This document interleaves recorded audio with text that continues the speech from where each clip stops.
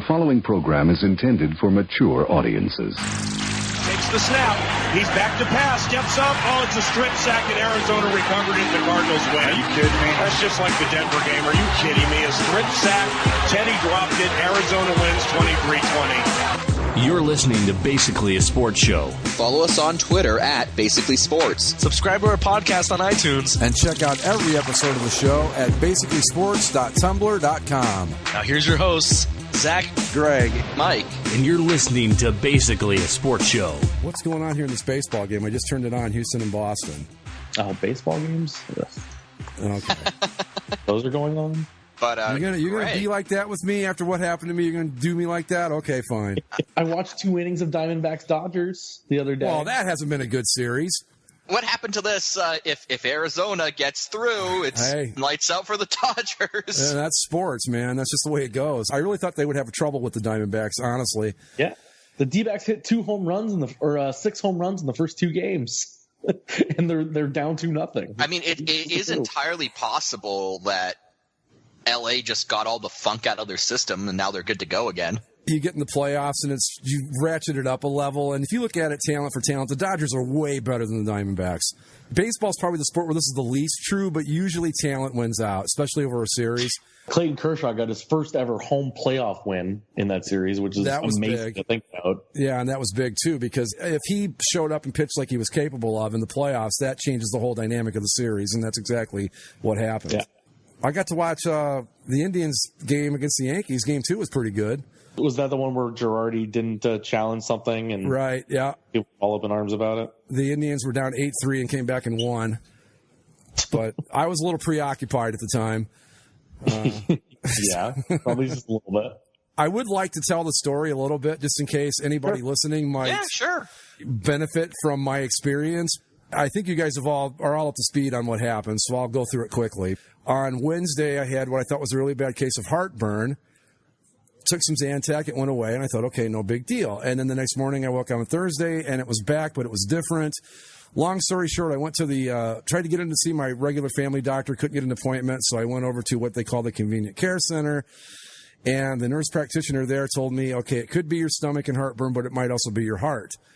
I said, okay, I don't think it's my heart, but okay, whatever. And she said, but I would like you to go to the ER. Get in the car with my girlfriend. I'm like, I don't think it's my heart. She goes, neither do I. I said, okay, you don't forget it. Then about 5 seconds later, I went, but it'd be a hell of a thing to be wrong about, wouldn't it? Well, I was wrong. Long story short, I was in the Cleveland Clinic for the past, I got out Saturday. So I was in the Cleveland Clinic from Thursday night until Saturday afternoon. I had a heart attack, and that's that. They did what they call a catheterization on my heart, and here I am doing the show on Monday. So that's how fucking good the Cleveland Clinic is at what they do. And what a trooper you are. Honest to God, guys, I mean, and I'm not exaggerating this, I haven't felt this good in a very, very long time, first off. Secondly, it feels like nothing really ever happened. And but I just want to tell, and I know you guys are probably too young to worry about this. You don't have to start thinking about this shit till you're about 40. But you can't ignore the warning signs, and that's why I want to talk about this on the show. I had what were like just minor passing chest pains that would last maybe 3 to 4 seconds, and just like a blink of an eye and they were gone. And I thought, that's nothing, no big deal. Until they came back and stayed, and I went, all right, now I know what those were.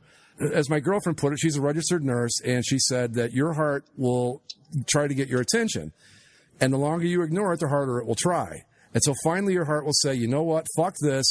I'm getting your attention, and this is what happens. And that's what happened to me. So, guys, it's real simple. Get your cholesterol checked. Just do the proper checkups and the maintenance and all that. And trust me when I tell you, you do not want to go through this. I got really, really, really lucky. I also had the benefit of being treated by the best cardiac hospital in the world. Not everybody's so lucky. So do your due diligence and do not go through this. And you got a pretty nice cup out of the deal. And I got a fucking awesome water cup out of the deal, yeah. Only cost me $150,000, that's all. All things considered, it could have been worse. Could have been spicy chicken. Yeah. The funny thing is that I actually had spicy chicken the day before. And that's what I thought was causing it. Because I really, when I grill on the grill, I really load up the spices. Because I not to the point where it's like super hot and no fun to eat, but just the right amount where you go, oh my God, this is delicious. Because usually I don't do like spicy 2 days in a row. But I'd done the chicken on Tuesday, and then we had hamburgers, and I spiced those up good on Wednesday. And I thought, okay, that's just That's what happened here. 2 days of spicy food. That's what's wrong, and that's what made me think it was my stomach. Robo Greg. Hold on. No. Is it better now? Yes. Okay. The way I see it, Robo Greg's better than No Greg, so I'll take it. But anyway, yeah, so I just thought it was a spicy food and stuff. But I like I said, and we've got plenty of people from the boards and listeners that are over 40. And guys, don't mess around with this shit. I'm not going to preach. I'm glad to be here. I'm happy to be doing the show. I feel like $1 million.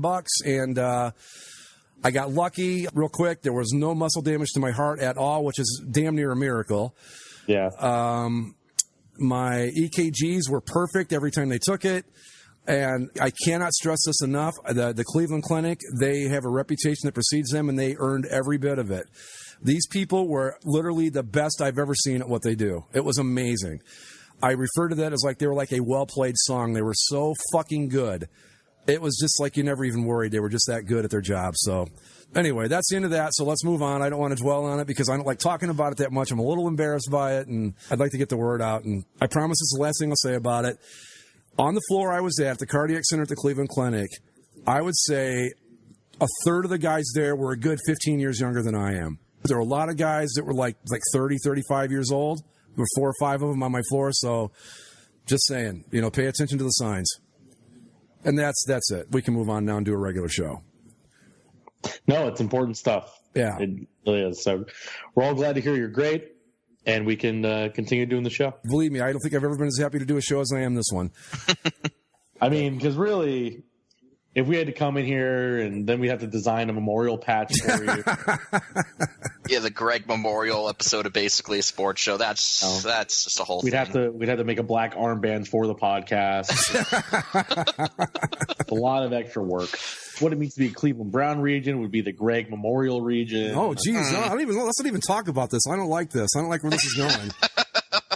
I put the thing on Facebook and Andy put hashtag Browns football. I thought that was fucking funny as hell.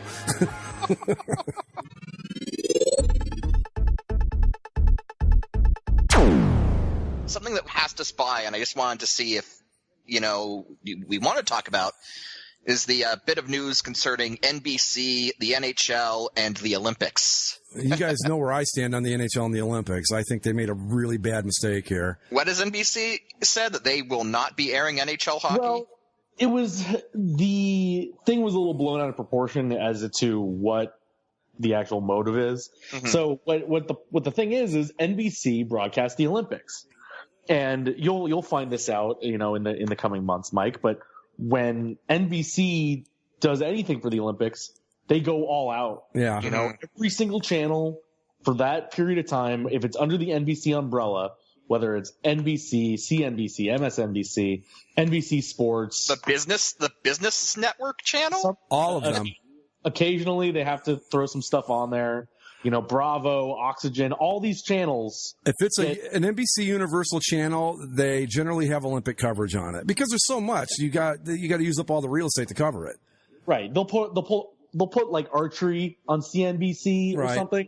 During the Winter Olympics, CNBC is the home of curling. Well, I know what I'll be watching. Oh, me too. You'll be watching the Business Network for your curling updates. Well, the C just changes to curling NBC. It's perfect. That's why they choose that. The best part is always you're watching curling and it's like, after curling, stay around for the money matters. Right. That's pretty special. No, I'm just here for the curling. Right. Exactly. But when they do that, so with the amount of time that they commit to the Winter Olympics in this case, there isn't a broadcast window to put hockey on. Not only that, but it would look kind of out of place. I mean, I don't like the idea, but it would look kind of out of place when you're wall-to-wall Olympics and all of a sudden you drop an NHL game in the middle of it. Well, and I guess with the way that this one's set up, since all the stuff is mostly going to be happening overnight, that's not necessarily the case. But what the case really is all of their personnel that they would use to broadcast NHL games are going to be broadcasting other things at the Olympics. Right. Like, and I Doc Emmerich is going to be over in Pyeongchang calling, the USA scrubs versus the KHL All-Stars. And you've got to keep in mind too, you've got an infinite number of production crews, and they're going to be all used up for the Olympics. I mean, from a I'm putting this all on the NHL because I thought it was idiotic of them to pull out of the Olympics in the first place. Absolutely. Because it's such a great window. I mean, okay, you're not watching the Penguins or the Capitals or the Rangers or the Ducks, Maple Leafs, etc., but you're still watching the stars of the game play. You still get to see a Sidney Crosby and Ovechkin, the young and up-and-coming guys, the older guys. I mean, it's just dumb not to take that window where you've got a international audience and use it to your advantage. It's just silly to me. I agree wholeheartedly, and that's why I kind of find a lot of humor in this story is that, you really can't blame NBC because I would guess that NBC makes far more money off the Olympics than they do off the NHL. Definitely. Well, and the thing for NBC also is I'm sure they pay for the Winter Olympics knowing, I mean, the hockey tournament isn't the number one thing in the Winter Olympics, but it's probably a top five. At the very least, the third or something like that. Yeah, it's definitely in the top five for sure, without question. And curling is number one. So when they pay for these rights, when they pay for these Olympic rights, they're assuming that the NHL players are going to be in the hockey tournament. Yeah. They're assuming that the NBA players are going to be in the basketball tournament, and et cetera. So figure skating will be fine. Your skiing and that sort of stuff will be fine as well. But hockey's a big draw, especially when the pro players were starting to go over there. And now when I'm an NHL fan, I like if I'm in a spot where I can catch one of the Olympic games on, I'll watch it. But it's not going to be my top priority. And now there's going to be no national games for 2 weeks.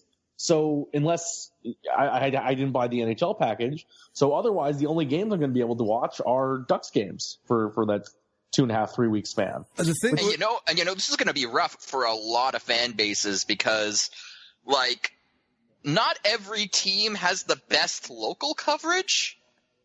Yeah.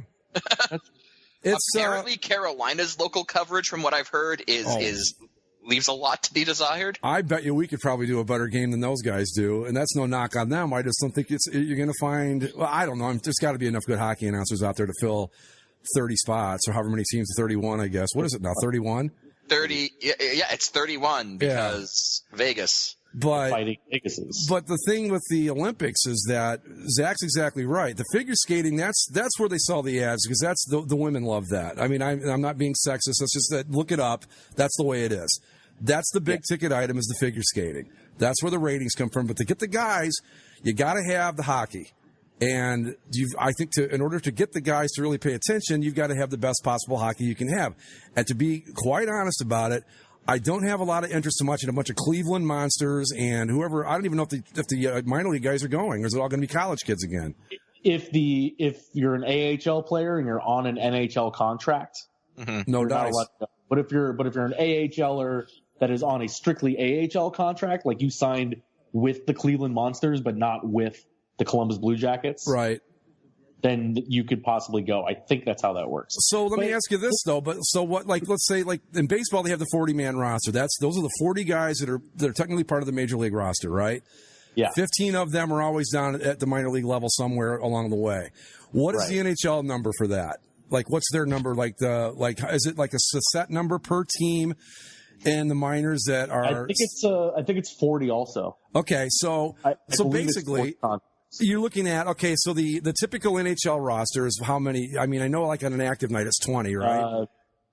23, 24. So my point is, even the guys that you get from the AHL are not going to be the cream of the crop.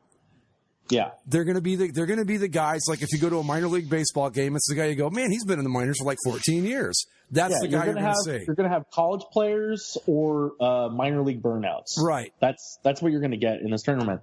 And in the past, before NHL involvement, you could do something with that. I mean, you get the Miracle on Ices, but there were very few and far between. It was mostly the USSR professional team, right. Which, as far as we know, the KHL is going to let their players go, I think. So it's just once we let the NHL players in, it's one of those toothpaste is already out of the tube sort of situation. Well, not only that, but what about this? And I think that the Dream Team in basketball had a huge part in making the NBA the global game it is today. The first original Dream Team. Now, granted, hockey doesn't put near the footprint down. It absolutely did. I remember, hell, I grew up in Canada, and when I was a kid during the 96 Olympic, was it 96? 92 was the original Dream Team, was 92. Well, I remember I don't remember anything from 92, but I remember during 96, I remember there were, kids in Canada who had Team USA jerseys because it was like a big deal. It's like, this is the dream team. Yeah, and like I said, the NHL, I mean, let's not kid anybody. It does not have the same footprint as the other big three sports do, but the fact remains that when you've got a free window, essentially, it's not costing you, I mean, okay, it's going to cost like operating, whatever, but you know what I mean? The return you're getting on the investment to send these guys over there, and you're letting that go by, and to what end? It's baffled me from the first minute I saw it. I'm like, what the hell are you doing? And I know their idea is, we will replace the NHL or the Olympics hockey with the what was it? We had the World Cup or whatever we call it. The World Cup. Come on. That's like saying that the World Baseball Classic is going to take the place of the World Series. Let's not even kid ourselves. I like the World Baseball Classic because I like baseball. You guys like the World Cup of hockey because you like hockey, but they're preaching to the choir with those two things. Ain't nobody coming around to go, oh, I got to check out the World Cup of hockey or the World Baseball Classic. No. You got to go out and go where you don't have the fans. And it just baffles me that they said, we're not going to do this. I just do not understand it. I guess it's an only in the goddamn NHL moment. I don't know. It's exactly an only, like this. That's exactly what it is. Like, it's just like, well, the NHL, guys, what are you going to do? Yeah.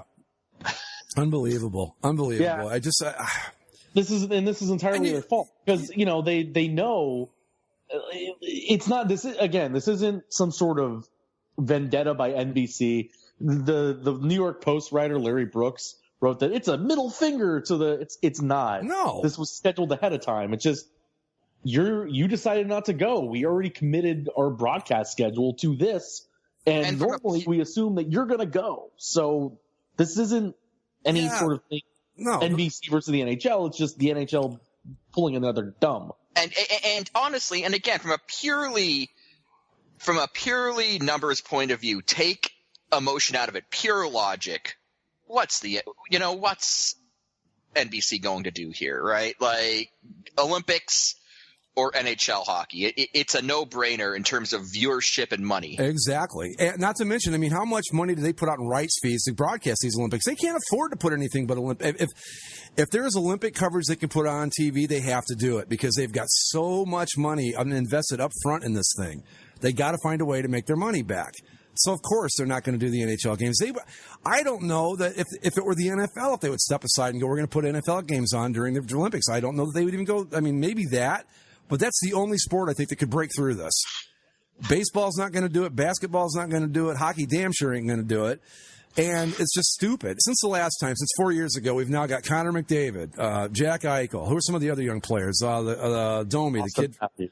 Austin Matthews, the Domi kid. Patrick Laine would have played for Finland. These are all kids that are exciting young players that people that may not generally watch hockey will see. And let's say that we'll use Austin Matthews as an example. He plays for Team Canada. Or he's American, right? No, he's Canadian. Yeah. No, he's American. Is he? Okay, so let's say Austin Matthews. He plays for Team USA, right? He goes out and has just a crazy good series.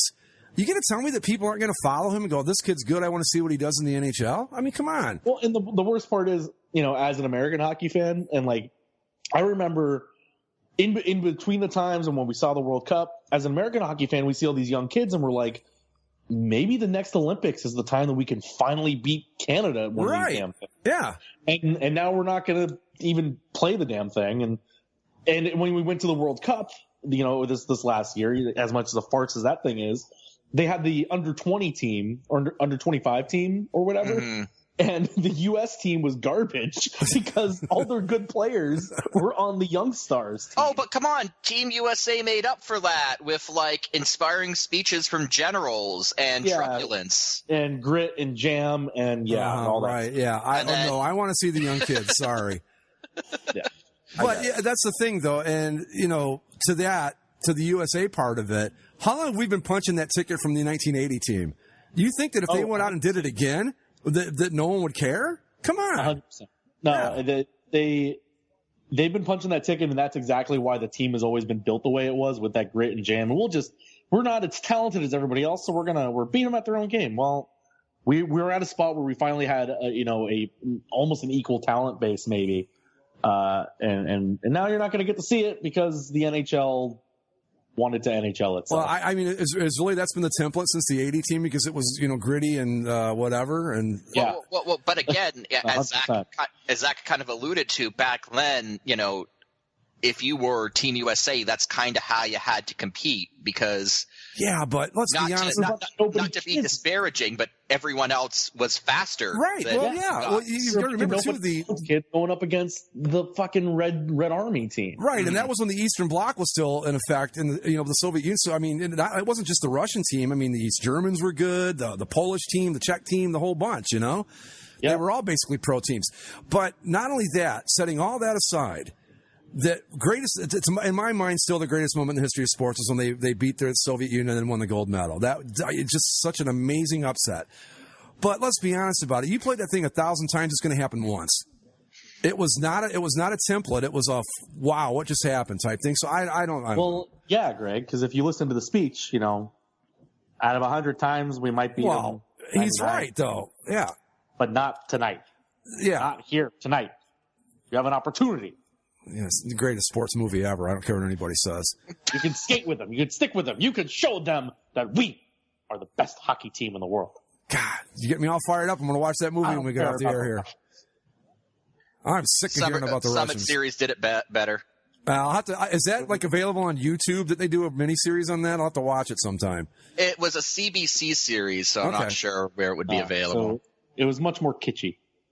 Well, anyway, I think the NHL has made a colossal error in judgment here, but that's hardly... Well, that's what they do. Yeah, it's hardly surprising. I just don't know what their logic was with this, and I can't really blame NBC because I don't know. I had to be in the billions that they paid to get the rights. So what do you think they're going to do? I mean, even a highly rated hockey game is probably not going to pull a third of what the figure skating will. No, but I mean, in the figure skating and all that's going to be on regular NBC. Right. NBC Sports is probably going to have curling, some curling, some luge. Yeah, but people love that luge stuff, man. They love the luge, they love the bobsled, the ski jumps, and all that. There's some cool stuff. I just I don't understand, and I'm glad you brought it up, Mike. I forgot that we were going to talk about this. I think last week or the week before, but yeah, this is I don't know what to say. It was just dumb. I mean, you've got a chance to put. The new young guns, the Matthews and the Eichels and the McDavids on the stage with the Crosbys and the Ovechkins, and it just, what the hell are you thinking? World Cup of Hockey, that's what they were thinking. Well, but there's a lot of star power out there right now, and you just blow the whole opportunity. That's the NHL for you. It's kind of what they do. Instead, you put a team in Las Vegas, which made about as much sense as putting another fucking cactus in Las Vegas. The Vegas Golden Knights are 2-0, Greg. Are they really? The fighting James Neals. He scored 3 out of their 4 goals in franchise history. Nice. He should quit right now. All of them in the third period, or no? The last one was in overtime. Hey. Not only is he putting up the numbers, he's doing it in clutch time. You can't beat that.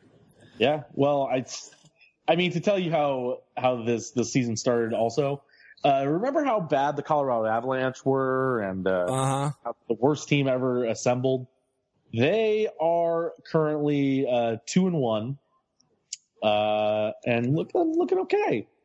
Yeah, let's talk again in a month and see where we are with those guys. Come on. If the playoffs started today, with 79 games into the season, with 79 games to go, if the playoffs started today, I just want to say the most important development of the first week for me, though, the Vegas Golden Knights. They're finally on TV. So, did they get that worked out? They got it worked out with the big cable provider the day of the season opener. So. But they're on TV. You know what? Just like an undergrad with a research paper right in under the wire. Yeah.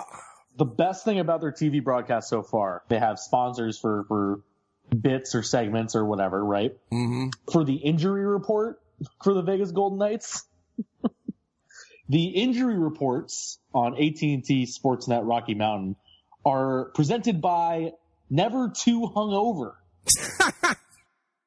It's a hangover prevention drink.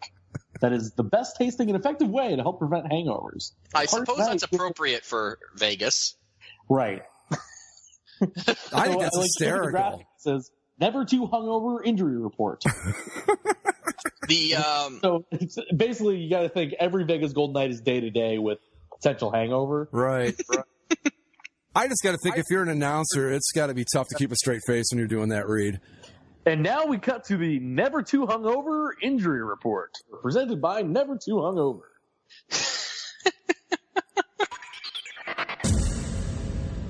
Talking some football. Waiting all day for Sunday night. That's not what it is anymore. I know, which I'm disappointed in. I did not see any of the college football, but I know there were a couple of significant upsets. Michigan State knocking off Michigan, and boy, this Oklahoma thing sure makes Ohio State's loss of them look even worse now. Man. It makes some stuff happen. I like I told Zach, I'm all for some Jim Harbaugh bashing because I didn't see the game. What happened? I mean, did Michigan just not play them, or what? Or Michigan State? I mean, what happened? Did anybody? I didn't see it either. From what I gather, Michigan was started off well, and they just kind of fell apart in the second half of the game. Sounds about right. Well, yeah, I mean, it was a 14-10 final. So here, you want to know what happened? Michigan still can't score. God. Michigan still has a very ineffective offense. What's Michigan State's record this year? They're not very good, right? They're 4-1. Oh, okay. Because I thought they weren't going to be that great this year. No, they're 4-1. Oh, good. Then. All right. You know, Big Ten play. Cool. They got catapulted into the standings. After that, they weren't ranked going in. Yeah. Now they're 21. Michigan dropped down to 17. Where were they? They were in the top 10 before that, weren't they? 7. Michigan was 7. Yeah, I was going to say. Yeah, Michigan was 7 and dropped down to 17. Oklahoma was 3rd, and they dropped down to 12th after they lost to Iowa State. I'm just going to go. I'm going to say it again. In that Big 12, I can't take a team seriously from that conference. What happened was Oklahoma was up big. They were up 24-13 at half. Yeah. They were 31-point favorites in the game, I believe. And I guess they just, again, like kind of what happened there, they took their foot off the gas a little bit and were saying, oh, well, we'll just, we're fine. We'll be okay. And we'll cruise into next week, because I forgot who they played next week, but they have a big game this weekend. They were playing Texas this upcoming week. And they just kind of let Iowa State come out of nowhere and win it in the fourth quarter, 38-31. So down go the Sooners. And God, the college football landscape's a little strange right now. Like you have Alabama, who's the power. The only other team getting first place votes right now is Clemson. Then you have Penn State 6-0, Georgia is at 4. Washington, TCU, Wisconsin, Wazoo. And then the Buckeyes, well, you've got one 4-0 Miami Hurricanes, South Florida and San Diego State, and Navy all undefeated, and UCF, but they're not going to get up that high. Do you guys know they start that college football shit at like 6 o'clock in the morning on Saturdays? Oh, yeah. I had no idea. One of the reasons why they don't do game day on the West Coast too often. Because kids aren't going to get up at 4 a.m. to go. Because I was in the hospital, so you don't sleep normally in the hospital. I mean, I would sleep for 2 hours and be up for 2 hours, and somehow my cycle hit where I was awake at like 5:30. Well, let me tell you, other than infomercials, there's not a whole lot on. I go over to ESPN and they're like live at 6 o'clock in the morning. I said, "Oh my God!" I mean, I like college football coverage as much as the next guy, but I don't know how many people were up watching that at that point. But anyway, my point is, Paul Feinbaum was on, and they asked him about, they said, who's the team that's going to take October and get themselves back into the playoff hunt? And he said Ohio State. It looks like he might be right about that. Well, yeah, that's why I still felt okay about SC after them losing to Washington State. Because, yeah, Washington State's up there, and so is Washington. But, like, you look at what's going to happen, ahead of them. So USC's all the way down at 13 right now, right? Mm-hmm. Let's go through it. So Penn State is 3rd, but Penn State still has to play Ohio State. They still have to play Michigan, and they would still have to play possibly Wisconsin in the Big Ten title game. Wisconsin's 7. So that will sort itself out, and some of those teams will fall up to the wayside, and whoever wins the Big Ten probably still makes it back up to the top. Georgia's number 4, but even if they win the SEC East, they still have to play Alabama, who they would probably lose to, and that would drop them. Right. TCU's the leader in the Big 12 clubhouse right now, but they still have to play Oklahoma, and they still would have to play maybe Oklahoma State again in a Big 12 title game situation. And then Washington State, those two teams play each other, and the winner of that probably plays USC. And then Miami's the only other team that's in there that, they play Clemson. They could lose. Auburn, SEC team, also loses. Like, the thing is still very much in flux. Like, there's a lot of football left to be played. We're at the halfway for a lot of these teams. And like the teams, like the one-loss teams, like Miami, like USC, even Oklahoma, I suppose, Ohio State, Oklahoma State, they're kind of in a control your own destiny situation where Ohio State can pick off Penn State because they play them. And then you got to hope that Wisconsin loses, but they can get back in it. Same thing with USC. There's going to be some attrition through the Pac-12. So, we said it a million times, but if you're going to lose in college football, lose early.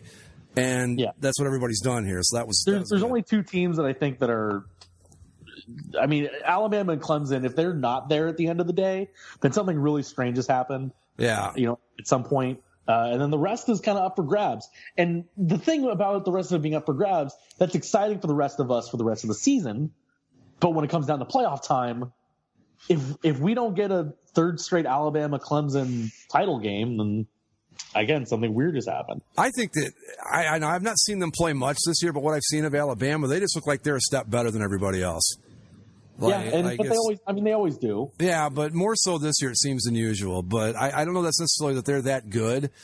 But there's just I don't know, man. It's I haven't seen Clemson yet, so I don't know if Clemson's legit. I mean, they must be. Who they beat? They beat Louisville pretty bad. Yeah, and I thought they had another good one. Didn't they beat like Florida State, or have they not played Florida State? Who am I thinking of? They beat Virginia Tech, who was 12 at the time. That's what I was thinking of. Louisville, who was 15 at the time. And they beat Auburn, who was 13 at the time. And they still have to play NC State, who is 20 right now, has actually had a pretty good season. And then FSU, of course, is down, and they still get to South Carolina at the end of the season. But I'm just looking at South Florida and UCF, man. Look at those guys go, huh? Yeah, those are the teams that are your leaders in the clubhouse when it comes to the non-Power 5 team, right? That gets to go into one of the bowl games. Right now, it would be Notre Dame because they're at 16. Yeah. What were you going to say, Mike? I just wanted to say that Jim Harbaugh, circling back to him for a moment, he's now 1-4 against Ohio State and Michigan State. Yeah, Michigan State's had I think that's the third or fourth time in a row now that State's beaten Michigan, and in that rivalry. I think I can't remember the last time Michigan was it 2 years ago, Zach, where Michigan State beat them on that blocked punt or whatever it was. That was so. That was awesome. 2 years ago. Yeah, that was incredible. Didn't Michigan beat them last year? They may have. I don't remember. But I know that for the last 4 or 5 years, Michigan State has definitely had the better end of that rivalry. And like I said back at the college football preview we did, you can't even call Ohio State-Michigan a rivalry anymore. It has been so one-sided for the last 15 years. It's pointless. Yeah. But, it's going to be an interesting finish here. But I do think that, if you're going to get there to win it, you're going to have to get through Clemson or Alabama to do it. And that's not going to be an easy task for anybody. Michigan did beat Michigan State last year. Okay. But yeah. It's a strange season in college football because, I think we've talked about this maybe even 2 years ago or so. But when you have your Alabama, you have your Clemson, and then you just have kind of everybody else. Yep. And really, I think anybody from 3 to 14 could probably beat each other on any given day. Yep. I'd agree with that. Yep. Like it's you have the top tier of Alabama, Clemson, and then you have everybody else, and you kind of insert them in whatever order you really feel like, week to week. Yeah. Looking at down to 14, the only team that I'm of that group, there's 2 teams on that I'm not real confident in. That would be Miami and TCU. I don't know that they're quite that good. Yeah. The other ones, I agree with you completely. I mean, Washington State's already done it. They beat USC. You know, Wisconsin, they're going to give you a game. I don't care who you are. I mean, they may not beat you, but they're good. But Wisconsin doesn't have to play anybody. Yeah. Which helps. They've got the easy schedule this year. Their only team of note from the other division is Michigan. at the end of the season. Well, and then you got Auburn in there, and Auburn, the Iron Bowl, anything can happen. So, I mean, Auburn could screw this whole thing up for Alabama, and I kind of hope they do. Maybe. But Miami actually has a few tough games coming down the road here. Yeah, I don't see them as coming out of this on the other side of it. Like, you know what I mean? I think I still see them as like a 3, maybe even 4-loss team. Look, let me see. Miami has Virginia Tech and they have Notre Dame, but if they get through all that, because they already beat Florida State, who's down because of injuries, and then they have to play the ACC title game where they play Clemson. So, they could have a very nice season, but I don't think they're beating Clemson. Look at that. You know what, though? Looking at their schedule, they don't really have a tough game until, Georgia Tech, you never know what they were going to do. But, like I said, they got Virginia Tech and Notre Dame, but I think those are winnable games for them. Yeah, definitely. But then they still have Clemson in the ACC title game, which would knock them right back out. So, yeah. I mean, they might be in a high-level bowl consideration, but... At least, I don't know if they were just wearing like throwbacks or something, but at least they look like the Hurricanes the last 2 times I've seen them. The uniforms look a lot better, and that's important. Yeah. But yeah, it's one of those seasons. We've seen it before where there's a couple really, really good teams, and they are, and then there's kind of everybody else that'll fill in the gaps. Interestingly enough, that's what until they play the games. So. Interestingly enough, I think someone posted in the CCSLC thread for college football the link to Mississippi State or University of Mississippi if you wish to apply to be their football coach. Yeah, Ole Miss is. I love the public universities because they have to list these things. Yeah. And so, like the requirements were like, 3 years of coaching experience and a bachelor's degree. Look, it's like, guys, I won the Super Bowl 5 years in a row on Madden, so Mike could be like an assistant coach at his school for 3 years and apply for that job. Yeah. I've been an offensive line coach at this local middle school for 3 years, and I have a bachelor's degree in fine arts. Yeah, well, speaking of football, and I don't know how I'm trying to find a segue here, but we're talking about the Miami Hurricanes. Have you guys seen what's going on with that offensive line coach for the Dolphins? Did you guys see this? Poured some coke. Well, they're calling it white powder because you can't prove it, but I'm going to take my word for it. Those were 3 really big lines of cocaine he was snorting up there. Yeah, and the best part was the video was leaked by a stripper on Twitter. Oh, is that who he was talking to when he said, like, I miss you and all that? I guess. It wasn't on Twitter. It was on Facebook. But, yeah. What meeting was he? Was he talking about a team meeting or like a Narcotics Anonymous meeting? No, like he's at the Miami Dolphins coaching offices. Oh, my God. Have you seen this, Mike? No. Let me find his name. His name's, something Forrester. I can't remember his first name. It doesn't matter. He's not somebody you've ever heard of. He's one of the better line coaches in the league, though, isn't he? Sure. I mean, it hasn't exactly helped the Dolphins too much, but sure. Maybe it's because he's been high on coke. Here, Dolphin coach video. You got to see this, Mike. I mean, this dude, he's got just a couple of big old rails out there, and he's just blasting them up, and I'm like, wow. He resigned. Okay, because as of earlier today, I didn't know what had happened with him. I'm trying to find a link to the video that I can show Mike. What's his name again? Chris Forrester. There it is. All right, let me try that. Yeah. What a dumbass. It reminds me of my favorite college professor always said, never say anything in front of a camera or a microphone that you don't want the whole world to see. And this was back in 1991, long before we had all the social media and stuff.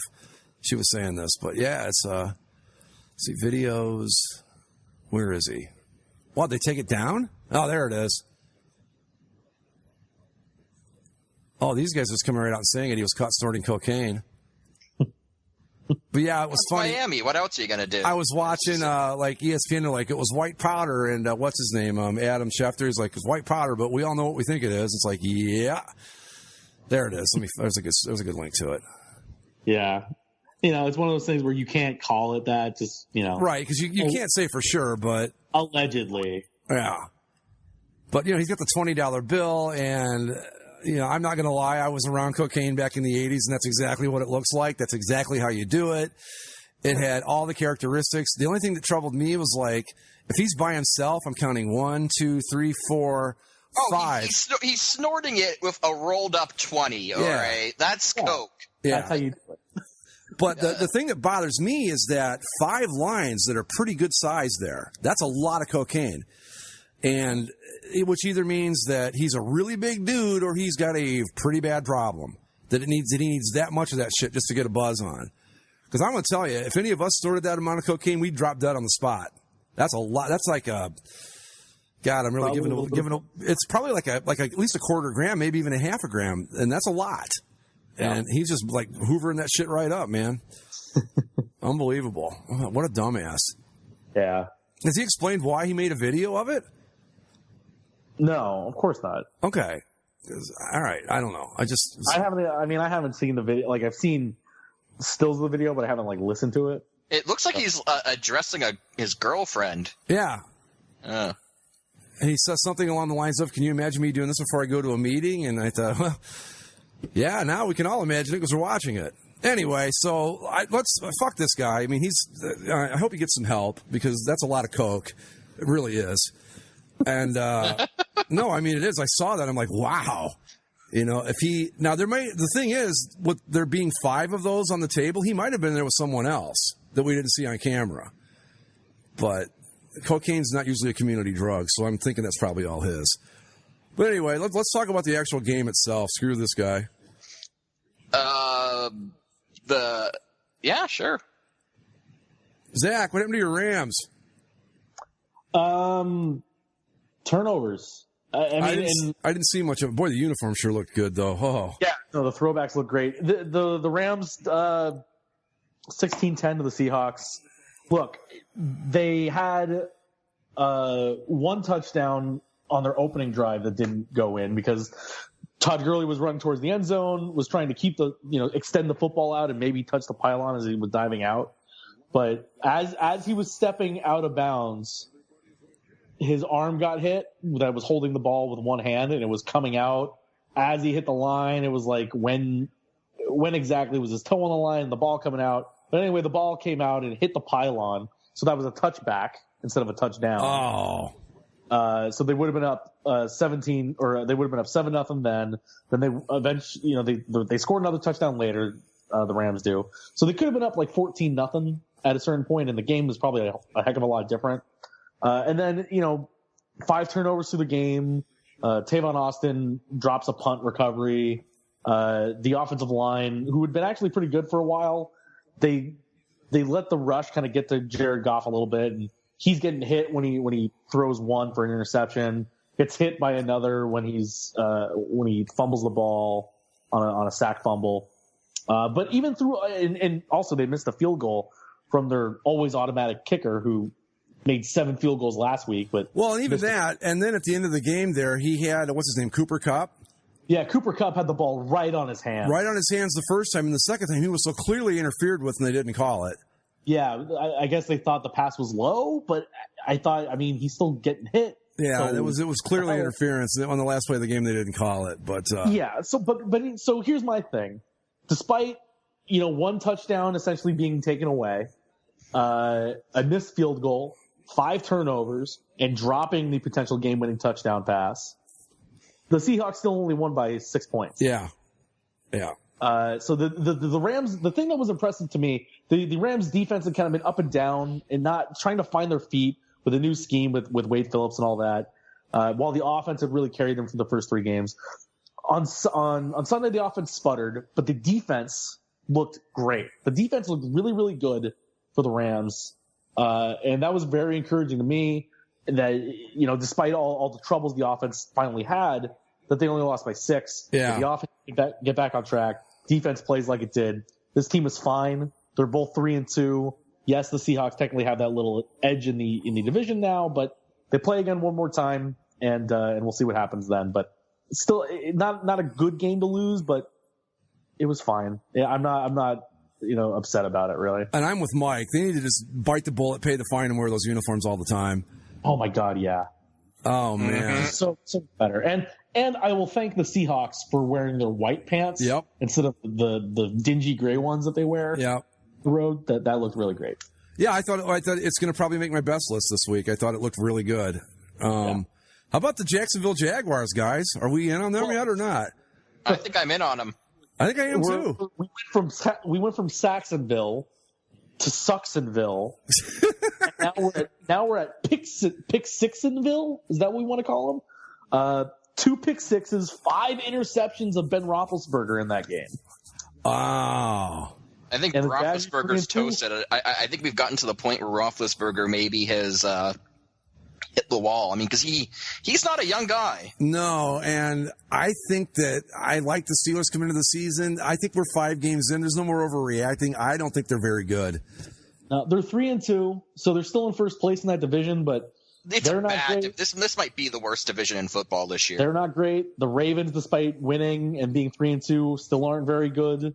And then you've got the Bengals who are 2-3, and then the Browns. And the Browns who are getting worse and worse. Yeah, they They're already played benching Deshaun Kaiser, Greg. Huh? Deshaun Kaiser already got benched. They're at Kevin Hoganville now. Oh, geez, really? Yeah, add another name. They're on the Kevin Hogan wagon. They lost to the Jets. Jets are 3-2, guys. Come on, the Jets are 3-2. Remember at the start of the season where we were like, Browns, you're not the Jets? Yep. Well, we were right about that. Who do you think the Browns would rather have, Deshaun Kaiser and Kevin Hogan or Josh McCown again? Josh McCown's all like, hey, you miss me? That's right. I got us into field goal range for that field goal that ended up winning us the game. Because that's what I do. I manage. I mean, but okay, I don't want to stay on the Browns too much because what can you say at this point? They're 0-5 again, and they haven't even. Yeah, they've lost to teams like if you look at their schedule, most people are like they could be 3-2 at this point. Well, guess what? They're not.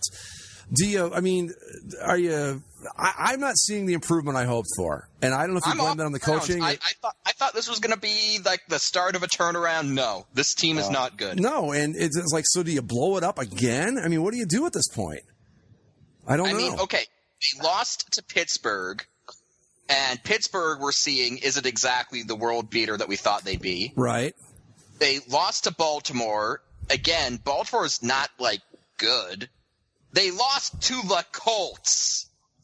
Yeah. The luckless Colts, I might add. They got blown out by the Bengals, and they lost to the Jets, who were supposed to. They have. It's not like they've had to play like the Patriots, the Chiefs. I agree. Or or the Packers, right? They've played some pretty mediocre teams. Yeah, and they're 0-5. As I look at this now, like at the beginning of the season, when I remember we were looking at the schedule, I said, well, maybe the Browns win 7 or 8 games.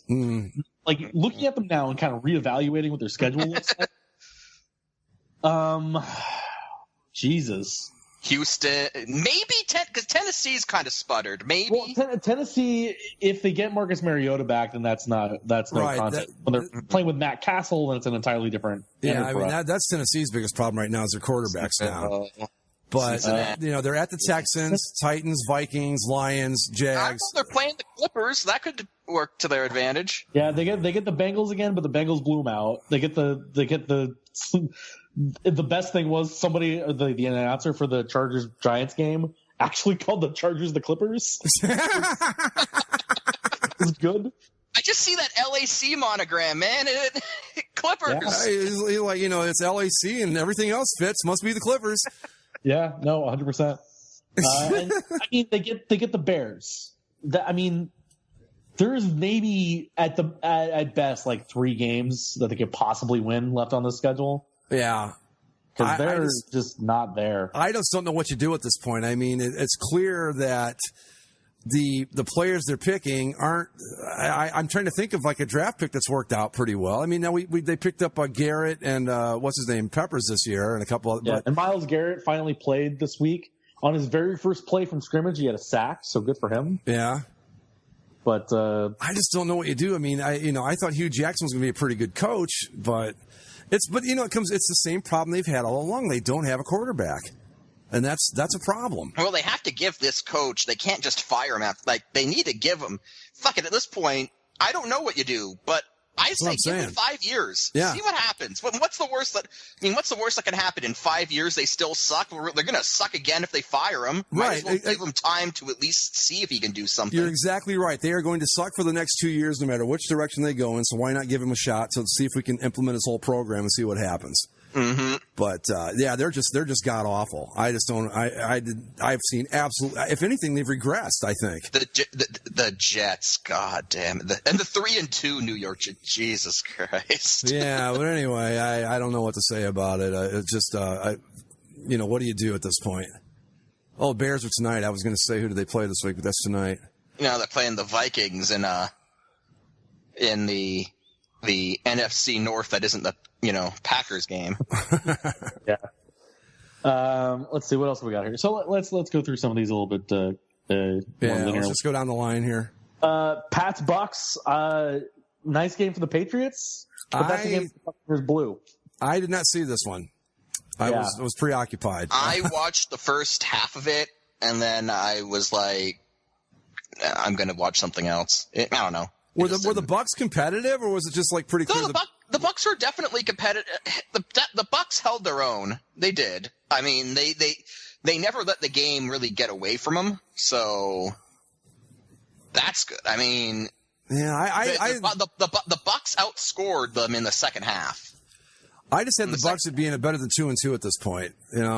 I mean, granted they've got a game that they've got to make up down the road, but they're a game behind everybody because they missed the first week. But I thought they'd be better than this. I know there's a lot of I heard a lot of stuff this week, and especially after that game because it was Thursday, you had the extra day to talk about it. Yeah, people were kind of questioning Jameis Winston at this point. Like, it's only his second year, but he's still a guy that you thought you would have seen more of. Right, exactly. I agree with that. And he just hasn't gotten there. People keep waiting for it, but he hasn't really shown it or done it in a fashion that makes people really sold on what he is. So. He's shown flashes, but it hasn't been consistent enough. And I'm with you. He should be showing more at this point. If nothing else, he should be more consistent, and he's not. Yeah, especially with the Patriots. That defense had been terrible. Terrible for the last few weeks. They had a short week. It's not like they had a long time to prepare and fix the problems, but they still only managed the 14 points. Yeah. And I don't know. That's a tough one, I think, if you're the Buccaneers. At home on a Thursday night against a team with a rough defense, you should be putting up points and winning. You also got to kind of throw the Thursday night factor into that too, which I don't know how much of it plays into it, but it could, I don't know, but I just expected more out of them. I thought they'd be a lot better than this. And I don't know. I don't think they're going to be bad or anything, but I don't think they're any better than they were last year. I think we all thought they would be improved, and I don't know necessarily that they are, the Bucks. It was just kind of honestly a lackluster game. The Bucks had their problems. They didn't really do much. The Patriots were kind of flat too. They obviously did more than the Bucks did, but it was kind of a dull game. Yeah. Made worse by the fact that the Buccaneers seem to have magically found uniforms worse than their regular set, which is the Color Rush set. Well, the uniform note out of this is the Patriots wore white pants for the first time in 25 years or something like that? Yeah. Oh, since they switched over, at least 95, 96, right? Since they switched to the current logo, yeah. Right. Yeah. Well, I think the last time they had worn white pants was 92. If I remember reading that right. How did the unit? I mean, I'm thinking them in all white probably didn't look half bad. It was a clean look. I think I prefer them of silver just because for some reason I don't really care for white pants with silver helmets. If the helmet is silver, I like the pants to be silver. I agree. I do too. And so I think the Patriots' regular road look was much better, but it was fine. It was clean. It didn't look bad. The Bucks in all in head to toe red with pewter alarm clock numbers. That was stupid. Yeah, not great. I still want to meet the people that saw that uniform and went, "Yeah, this is better than what we're wearing." I do. On Sunday, Colts 49ers was such a dumpster fire. It looked good. But I don't want it other than the Colts let the 49ers score 17 points in the fourth quarter to force overtime. Yeah, but I'm not saying the Colts are going to be good because they're not going to be. But when you lose Andrew Luck and you think that Scott Tolzien's your quarterback, well, it's Jacoby Brissett now. I know, but that's what I was going to say. With Jacoby Brissett, at least it gives them a fighting chance. Yeah. And these are not going to be entirely uninteresting or anything. So there's that for the Colts. But no, they're not going to be good, but at least they won't be god freaking awful now. Hey, we're still on track. We've got 2 0-5 teams. 3. You can't forget about the New York Football Giants.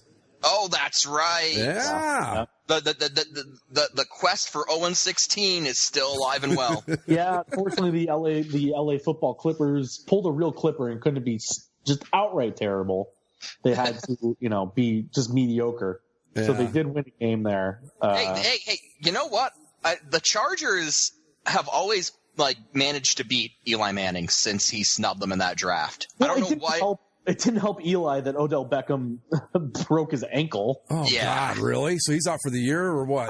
Pretty much, yeah. Oh, man. So this is why people are like, yeah, no, the Giants are done. They're not only 0-5, but Beckham went down. So see, but there's always a silver lining because now they're in the running for the kid from USC or Josh Rosen from UCLA or whatever. Right. Yeah, that's the hilarious thing, right? So we were sitting here before the season like, oh, the Giants can maybe win the division. They're a playoff team, and the Jets are going to be the worst team of all time. They'll get themselves a new quarterback. Well, yeah, not so much. Same stadium, just flip the story. Like if you had said at what point if by week 5, who would be 3-2 and who'd be 0-5? Oh, you'd easily say the other way around. Yeah. And the thing is, I don't know what the hell the Giants' problem is. They're bad. We know that now, but I don't know why that offense is as stale it is. I don't know why that defense just can't do anything. It's a strange one. And really, having to watch part of this game, it was not a good football game by any stretch either, despite it being kind of exciting at the end of it. There's a lot of bad football games this weekend. Some real stinkers. Yeah, I don't feel like I missed much by not watching a lot of it. Are you saying Titans-Dolphins didn't blow you away, Zach? No, I'm sitting here in the morning, and the only morning game that was on was the one that was on locally was Chargers Giants, and I had that on because normally because you wanted to support your hometown team, right? Yeah, I keep watching the Chargers games because they were playing at home, and I just wanted to laugh at that. But now it's they're in an actual road game. I had no real interest in that. Yeah, it's so fun if they're it's so fun if they're on the road. The joy of watching the Chargers this season is watching them get booed by Eagles fans in their own stadium. And then it's 49ers Colts, which was garbage. Bills Bengals. The Bills lost a game that they really shouldn't have. Yeah. Because the Bengals are bad. I don't know what to make of that at all. Then you had Jets Browns, and who the hell gives a damn? The Titans with Matt Castle going against the Dolphins that are bad with Jay Cutler. And congrats to the Dolphins for pulling 2-2. Chargers Giants was bad. Eagles Cardinals the blowout. The Jaguars were up on the Steelers. It was there was nothing to watch except for Panthers Lions was the only decent game. And that one was weird too because we were all like the Panthers are 3-1, but they're a bad 3-1, and we were all up on the Lions, but the Panthers come in and yeah. I watched a bit of that game, actually, and the Panthers looked like this wasn't a game that Detroit blew. I thought Detroit, did a lot of good things in this game, but the Panthers, they did not look like the sucky team that we had seen for the past couple of weeks. The Panthers looked pretty damn good. Well, we said at the beginning of the season. The Panthers are awake. Yeah. We said at the beginning of the season that the Panthers, they were the team that could put it back together. Mm-hmm. It just didn't look like they were going to there for the first few weeks of the season. They were winning, but they weren't doing it impressively. It looks like they might have finally found the answer because that was a nice win for them, and they're 4-1 now. Cam Newton has harnessed the powers of misogyny, and he's going to use that to tell them. yeah, that was the only other real news item for the week in the NFL, and I don't even know what to say about it because it was just so stupid. Yeah, for those that were under the rock for the week. Like me. Or under the knife, as it were. Yeah, Cam Newton, at a press conference earlier in the week, this reporter for the Charlotte Observer, I think her name was Jordan Rodriguez, she was doing a story. She had talked to Devin Funchess, one of his wide receivers, about what things he's done to improve this season, and it was he's improved his route running and stuff like that. So she asked Cam Newton about what he's seen from the route running of Devin Funchess.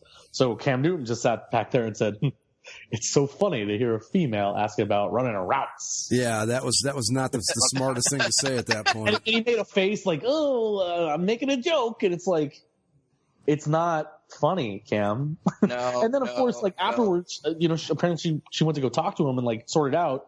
And his defense was like, well, okay, well, maybe I shouldn't have said females. I should have just said reporters. It's like, so you wanted to meet everybody in the room that's trying to talk to you about your job on a weekly basis? It was just another example of, well, you haven't played the game sort of thing. It's even worse for female reporters, and I really feel for any woman that wants to go into this business because you get a lot of shit thrown at you. Yeah. They really need it. Like the Panthers just kind of like need someone whose job it is to stand just off camera at press conferences, and like as soon as like Cam starts to go on something that doesn't sound like it could end well, like they just usher him off the stage. Like, this press conference is over. Mr. Newton will be available later for comments. Yeah, I mean, he could have. He has some of the worst public perception at this point. Mm-hmm. Between the pouting after the Super Bowl. Yep. And this stuff, and hell, even last week, because they had sucked for 2 weeks, 3 weeks, they beat the Patriots, and he's running to the locker room, bouncing around like, no interviews for anybody. You guys didn't want to talk to me before the game, so you don't get to talk to me after the game. Nope. And it was like, just don't be an asshole. Like, the same thing with that guy. Just like, I know that you're personable and you like to have fun. Clearly, all these things are just bad jokes turned wrong. Just do your job. Part of your job is talking to the media and dealing with them in a professional manner. But Cam Newton can't seem to get his foot out of his fucking mouth. Nope. He's off. You hit it right on the head. And he can try to spin it like it's just weird to hear from a reporter. That's bullshit. He was totally being sexist with it's so weird to hear. What did he say? It's so weird to hear this coming from a female or something like that. Yeah. Having a female asking me about running routes. Dude, it's 2017. Yeah, and there's plenty of girls that you got. What's her name? I can't think of her. She used to do the games at ESPN, calling NFL games now. Pam, what's her name? I can't think of her name. Beth Mullins. Is that it? I don't remember, but yeah, her. You've got I can't think of her name again. The girl that's doing the ESPN baseball. It's not. This is hardly unusual for this. We were doing a story, or not doing a story, but we were trying to keep track of this stuff in our football office here at our local paper. We know we have at least 6 girls that are on high school football rosters this year. And we put out a story about one of them that's a kicker. And yeah, she's a kicker, but like a reporter from somewhere else that used to work here, she retweeted the story and said, I wonder if she knows how to run a route. And it's like, well, probably. Well, I was watching. There was a video, I don't know, a few weeks back where a girl threw a touchdown pass in a high school game. Yeah, it was just a dumb thing to say. And he put out his apology, and it was one of those "I'm sorry to anyone who I offended." Might have offended type deals, right? Like, I don't know what your problem is, not apologizing. Just sorry that some people didn't like what you said. If I pissed you off by saying something stupid, sorry about that. Yeah, it's I hate that, but. Despite him being an idiot, he's playing well these last couple games, and he's got the Panthers turning back in the right direction. Well, they're 4-1. I mean, that's what they're on top of that division right now. Yep. I think I'm in on the Philadelphia Eagles. I think they're good. Yeah. Now, granted, they haven't beaten anybody. They're this is the Cardinals, but they're 4-1. Yeah. And look at their. Okay, they played one good team and lost, the Chiefs. So okay, maybe they're not good after all. But after what we saw last night, the Chiefs are the best team in the league right now. You think so? Yeah, I think I don't. There are other teams that are up there with them, but if we're putting together power rankings, right? There's no way that the Chiefs aren't the number, despite them being the only undefeated team. They just look so much better than everybody else they've played so far. Well, I mean, Kareem Hunt has just been, like I said, he's this year's Ezekiel Elliott. He's good. He's legit. Alex Smith, I'm looking here, 324 yards, 3 touchdowns. Yeah. And the Texans, they lost J.J. Watt for the season. Yeah. Oh, jeez. Tibia fracture. Wow. I feel so bad for that guy too. He just can't stay on the field anymore. Wow. But yeah, I think the Chiefs are definitely good. I'm still going back to what I said about the Patriots. I think they'll still win the division, but I think they're more like a 10-6 than they are a 12-4. Yeah. No, I agree with that at this point. And I am going to say this though. I think I'm entirely off the Raiders at this point. Well, yeah. I mean, it's hard. It's getting hard to hang in there, isn't it? Yeah. Well, the problem is that they played this game with EJ Manuel. That's true. That's right, because Derek Carr's out. Right. And according to Jack Del Rio, I don't know if you want to take his word for it or not, but he says that Derek Carr will probably get back to practice this week. I don't know about that. I think with him, you want to be as safe as you possibly can be. Yeah. But you know what? I mean, you're in the division with the Chiefs, and the playoff. The thing is that you're 2-3 now. You're already 3 games behind the team. They're the first place team in your division. Yeah. You've got you're probably realistically looking at a wild card spot now, and this thing can get away from you quick. You lose a couple more games, and it's an uphill battle the rest of the way. But I'm with Mike. I mean, I don't know if I'm completely off him yet, but it's getting harder to hang with him. I got to be honest. And what was I looking at? I was just going to shoot. Who did I just see? I want to talk about. Oh, and the Ravens. Like I said, I don't think the Ravens are great, but I think I'm not so sure that this was a fluke. I think they're pretty good. They're not great, but they're not. They're going to have moments where they're going to look good and they're going to be bad, but I think that you're still going to look at a playoff team when the end of the season. I think they're going to be 9-7, 10-6. You're still good enough to make the playoffs. The Ravens, I believe. I don't know about that. I still think that look at the teams that they beat. Okay, they beat the Browns, right? Who are bad. They beat the Bengals, who are bad, and they beat the Raiders without Derek Carr. Yeah, they lost big to the Jaguars in London, who the Jaguars have, I guess, proved that they're okay. I still don't know what to do with them totally.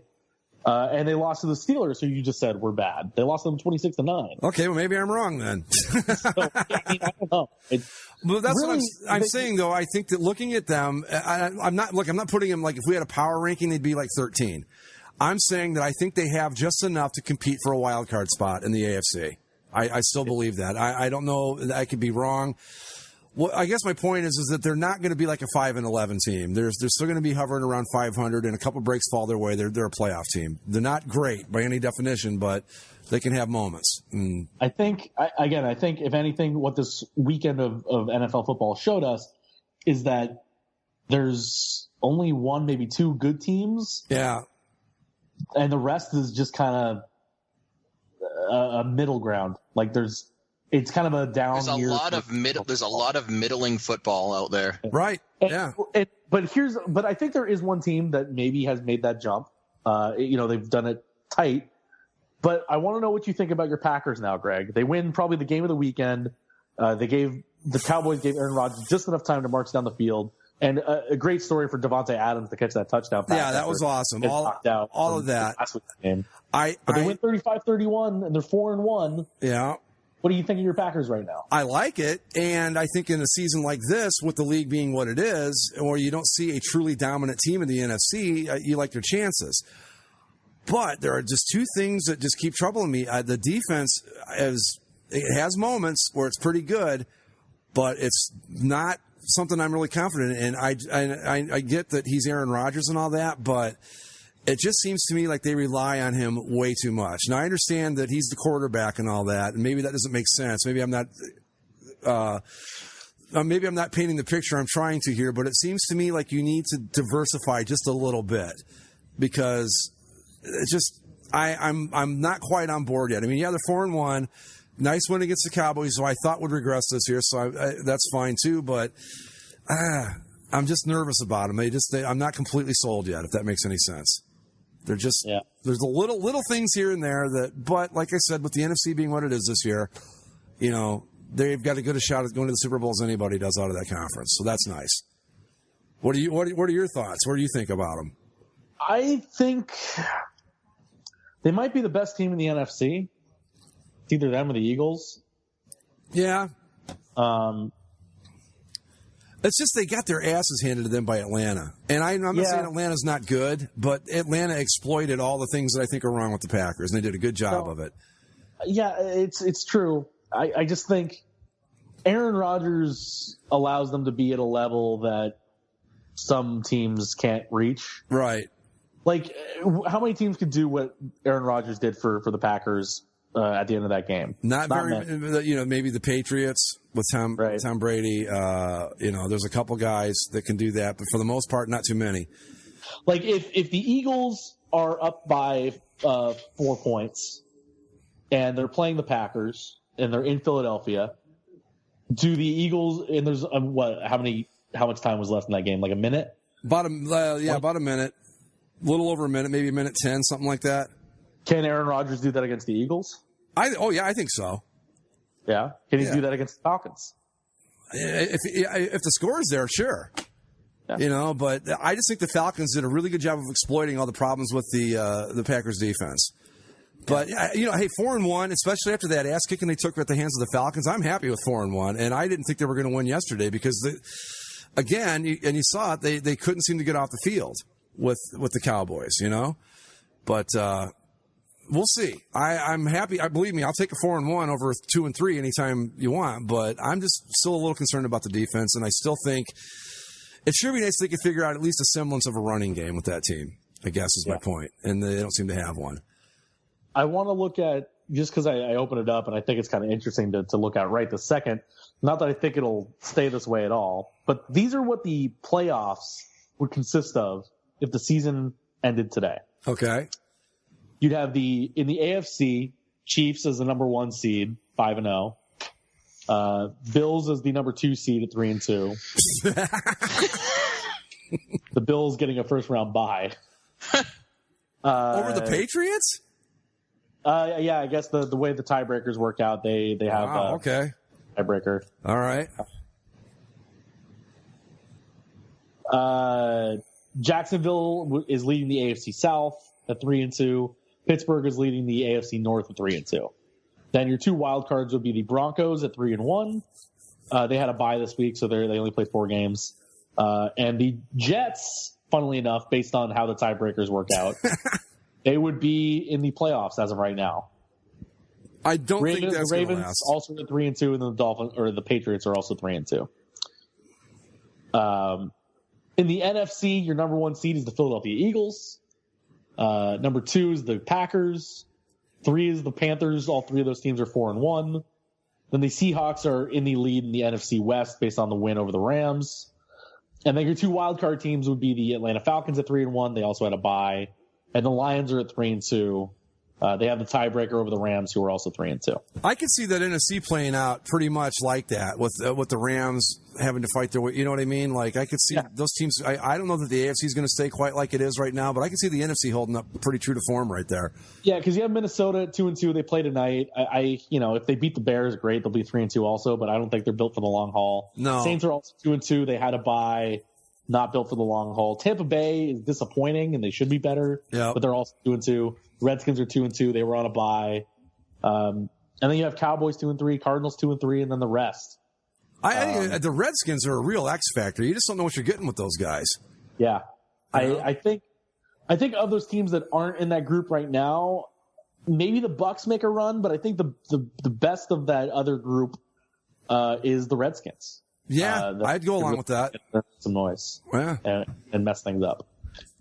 And then in the AFC is still a little bit kind of what we thought, though. I mean, besides the surprise teams, there's going to be 5 teams that are fighting for that last wild card spot for the most of the season. Just depends on how things shake out. Yeah, I think this might be the closest we've come to true parity in the NFL in a single season that I've ever seen. Yeah, I mean, we've said it a lot, but I mean, every time that we go through this, we kind of prove that fact kind of bears out again when we talk more and more. I think the Chiefs are good, and that's definite. You got some the Chiefs are definitely good, and the rest are going, okay, they might be, they probably are. It's just a weird season. And the freaking Jets. I mean, I just can't get past that 3-2. We thought they were worse than the Browns to start the season. Well. Yeah, I don't think anyone's worse than the Browns. No. Really, the worst thing the Jets did was sign Luke McCown. Yeah, it was dumb. It's a stupid thing to say, but...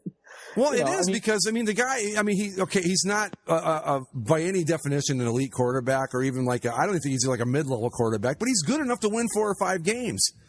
Especially when you've got a shitty schedule like they've got. I think they're playing a last place schedule or a 5th, whatever. But yeah, well, they play the Patriots this week, so hopefully things will get righted there. And then they're at the Dolphins, which I guess could go either way at this point. Then they have Falcons, Bills, Bucks, Panthers, Chiefs, Broncos, Saints, Chargers, Patriots. Yeah, I don't know. I'd like to see them beat the Patriots. I think that would be awesome, but I don't think that'll happen. But if Luke McCown goes and beats the Patriots, then maybe the Jets are legit. Who knows? I don't know. God help us if that's really the case. I don't know if I want to live in a world where Luke McCown and the Jets have a game lead on the Patriots. Well, I'll take it because it would knock the Patriots out of the division title race. But other than that, yeah, I'm kind of with you. But yeah, it was probably a mistake. They needed to I don't know who they had before that, but they just needed to let it. Oh, the Hackenberg kid, right, or whatever his name is from Penn State, the one that couldn't get off the field. He couldn't break the huddle. He's still standing around at the practice facility. It's like 5 weeks into the season and he can't figure out how to get home. But. I don't know. It's just a crazy season in the NFL. I mean, we thought college football was wide open. I think the NFL is really wide open this year. Yeah. Because as good as the Chiefs are, the Andy Reid thing and how long can the offense keep doing this? Because I don't think anybody expected. I think we knew the Chiefs were going to be good. I didn't see them as like a powerhouse offense good. And that's what they look like right now. So it's going to be a weird year. And the Jaguars, what the hell do you make of them? I mean, man, they look great one week and terrible the next. Who knows? Yeah.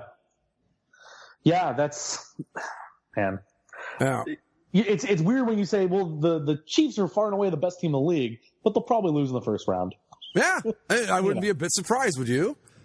Yeah. No, because that's just how Andy Reid teams roll. Yeah.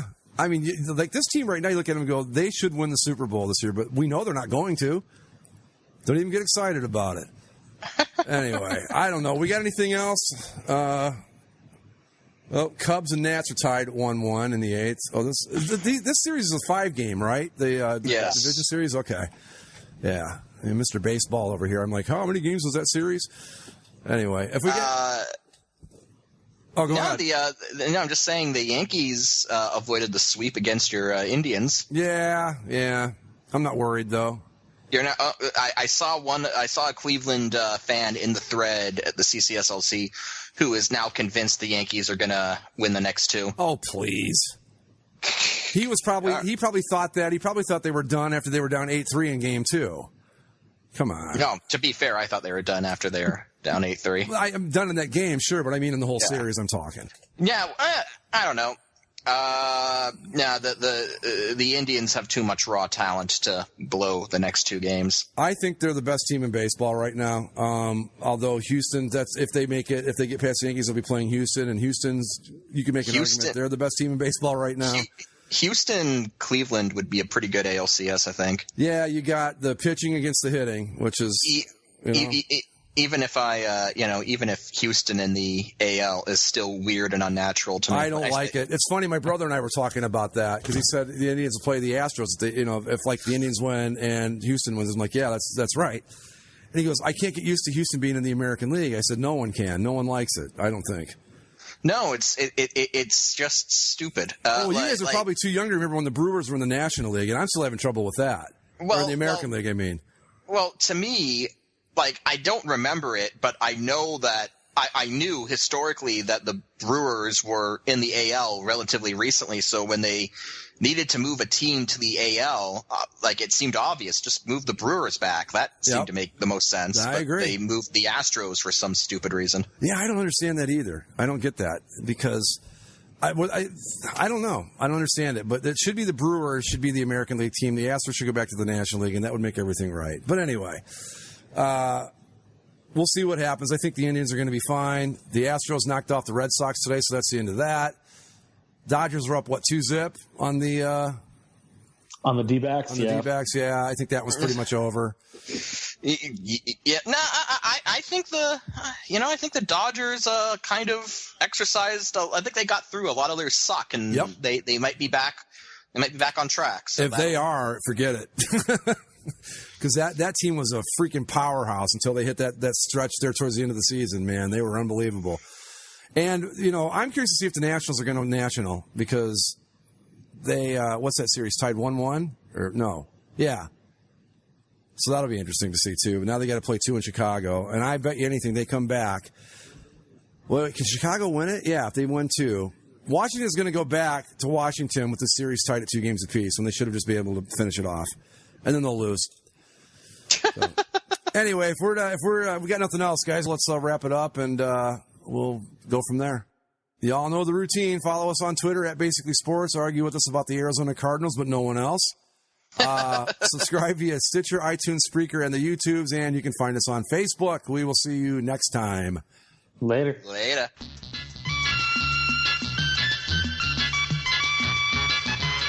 This Week in Pro Football is brought to you by Hager Slacks. They just fit better naturally.